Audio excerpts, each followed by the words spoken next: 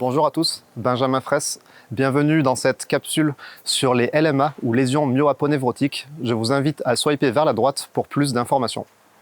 Lorsque l'on s'intéresse aux muscles, il faut s'intéresser à la partie musculaire pure, myofibrille, fibres, faisceaux musculaires, mais aussi à la partie conjonctive ou aponévrotique.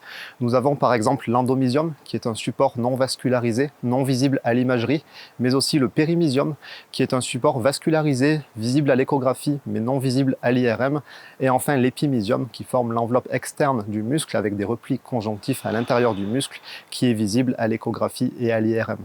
Les interfaces entre le muscle et le conjonctif seront l'élément clé à considérer pour les LMA. Lorsque l'on s'intéresse aux grands muscles des membres inférieurs, nous sommes capables de déterminer, grâce aux connaissances de l'échographie, des cartographies des principales zones clés, qui sont les principales zones de faiblesse. Par exemple, pour les ischio-jambiers, nous avons 16 zones clés, qui comprennent les tendons d'insertion proximaux, distaux, l'aponévrose centrale, mais aussi les aponévroses centromusculaires. Il est important maintenant de dissocier l'anatomie de l'architecture musculaire. L'architecture musculaire correspond à la disposition spatiale des fascicules, à leur angle de pénation, à la longueur fasciculaire et à l'angle de courbure potentielle du fascicule. Chaque architecture musculaire définit un compromis entre force et vitesse, et il est important de le connaître pour adapter la rééducation en fonction des qualités du muscle en question.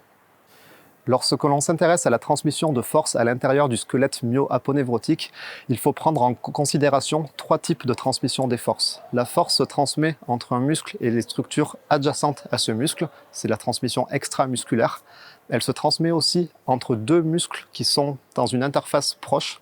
Par exemple, prenons l'interface entre le muscle court biceps et le long biceps, c'est une interface ventre-ventre, mais la force musculaire se transmet aussi au sein du squelette myo-aponévrotique, à l'intérieur même d'un muscle, au sein du squelette du coup intramusculaire. En termes d'évaluation, nous ferons un quick scan que nous pouvons faire sur le terrain, pour rechercher des critères de gravité et du moins à minima rechercher la présence d'une lésion myo-aponévrotique, et un quick scan aussi à faire au cabinet pour la recherche notamment de critères pour la rééducation qui nous permettront de déterminer les passages d'une phase à l'autre lors du traitement. À l'aide des informations recueillies par notre quick scan, mais aussi à l'aide de l'échographie, voire de l'IRM, nous sommes en mesure de déterminer un délai estimé de RTP pour notre blessure myo-aponévrotique intrinsèque. Pour ce qui est de la réhabilitation, comme à chaque fois, nous utiliserons le protocole TRACE avec 5 phases distinctes, avec des critères de passage qui sont non temporels, mais qui vont être des critères à utiliser en fonction des caractéristiques précises de chacun des muscles impliqués. Concernant les principes de réhabilitation et les fins de rééducation, il faudra mettre de l'intensité.